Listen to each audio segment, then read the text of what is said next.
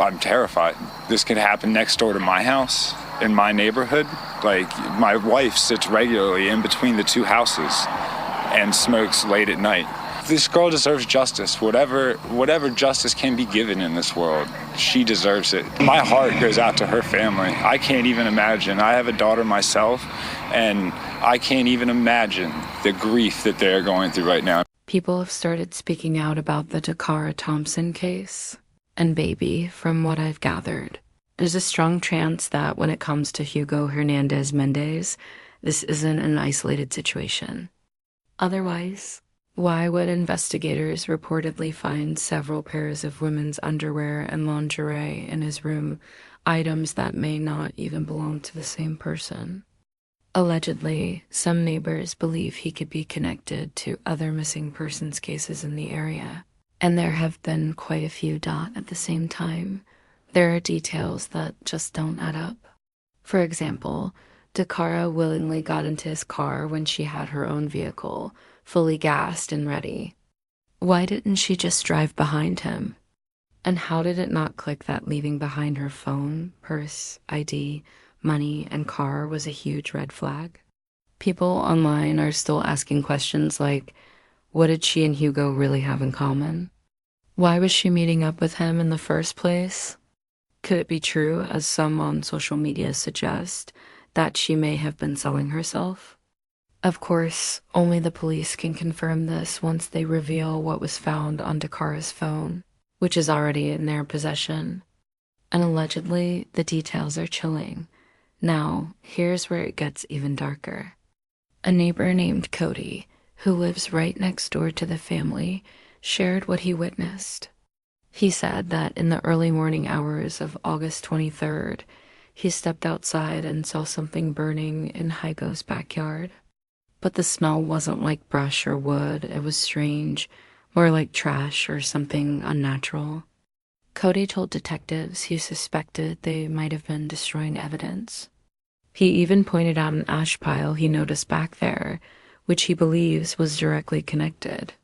It smells more like something you'd smell akin to like a trash burning or something like that. I would be willing to bet that they were burning evidence of some sort. I know that when I told the detectives this, I know that ash pile that was back there is no longer back there. Now I get it, Cody. You may not have heard everything that went down. But what really bothers people is the fact that others were inside the house while Dacara was still alive. In such a small space, how could they not have heard her screaming, struggling, or fighting back? She was found nude, not wrapped, or concealed, which only raises more questions. If she resisted, and clearly she did, someone in that house had to hear something. Detectives already spoke to one of the roommates, who admitted they overheard Dacara and Hugo having sex. But what came after was chilling. Strange grunting noises that didn't sound consensual. Hours later, that same roommate woke up, stepped outside, and noticed something off the GMC Hugo usually kept parked out front was gone.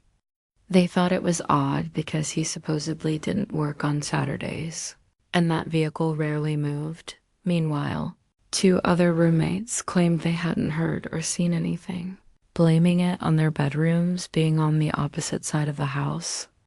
A relative who also lived there told investigators she was shocked Hugo was her cousin, and she never imagined he could be tied to something like this.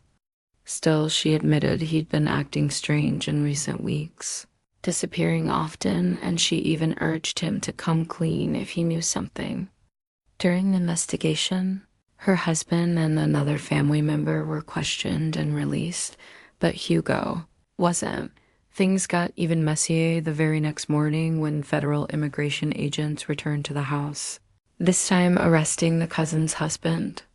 She insisted he had nothing to do with Dacara's case, cooperated fully, and couldn't understand why Hugo's criminal charges suddenly triggered an immigration case against her spouse. Some locals believe the entire household may be withholding the truth because it's nearly impossible to believe no one heard the violent struggle that left Dacara dead. The case turned tragic on August 31st. Just before 5 p.m., when Maryland State Police responded to a call about a disabled vehicle along Route 50 in Annapolis. When troopers arrived, they found something far worse than a stalled car, a body lying 30 feet down the embankment by the South River Bridge. Days later, on September 3rd, detectives met with Dacara's family and confirmed the remains were hers, identified through her tattoos, jewelry, and heartbreaking injuries that included severe skull and facial fractures. Her father had first reported her missing on August 23rd, saying he last saw her the night before when she left to get gas and never returned. When her phone went dark the next day, her family tracked its last ping to Jasmine Terrace in Riggs, road in Hyattsville, where they found her car abandoned and immediately called police. Inside Hugo's room and trash, investigators later uncovered what they believed to be Dacara's blood: a broken acrylic nail, strands of hair, a wig, and multiple pairs of women's lingerie and underwear. Hugo Hernandez Mendez was arrested and charged with first and second-degree murder in the brutal killing of 19-year-old Dacara Thompson. ICE also placed a detainer on him, calling him a criminal illegal alien and vowing justice for her family. Detectives believe Hugo killed Dacara inside his bedroom in the early hours of August 23rd, then transported her body to Route 50 and tossed her over the bridge. Hugo remains behind bars without bond, with his next court date set for October 8th, but the community isn't letting up. Many argue the other housemates should face accessory charges, because if Dacara was fighting for her life losing a nail in the process, it's hard to believe the noise didn't echo through the house, and whispers around the neighborhood haven't stopped. Some believe Hugo could be tied to other missing persons cases, especially since investigators found women's lingerie in his room, possibly kept as trophies. In a community already shaken by disappearances, that discovery feels like a smoking gun pointing to something far darker, adding insult to injury. Hugo had a long rap sheet but was still walking free.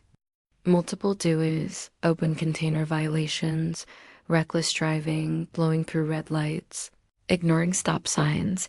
He treated the road like rules didn't apply to him. He was even caught driving on a suspended license at one point. Dacara's mother said it best: this man should never have been free in the first place. I'm very disappointed, finding that out now, because we may not be here today if they did what they were supposed to do. Now, speaking of Dara's mother, she is well aware of the comments floating around about her daughter supposedly selling herself, but she pushed back hard against those rumors, describing Dara as an outgoing, soft-spoken, kind young woman with a free spirit. She emphasized that a lot of what's being said online is simply disrespectful, reminding people not to believe everything they see or anything they hear on social media. Out of respect for the family, she asked the public to approach this case with grace. Still, that hasn't stopped some from calling this a cautionary tale for young women. But before we jump to conclusions, maybe we need to let the investigation run its course. What's far more concerning is the possibility raised by neighbors that this isn't an isolated tragedy.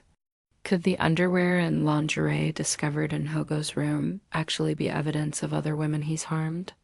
And what more might the people living under the same roof know? Baby, this case could be much bigger than anyone realizes. And as we wait for the truth to come out, let me know your thoughts down below in the comments.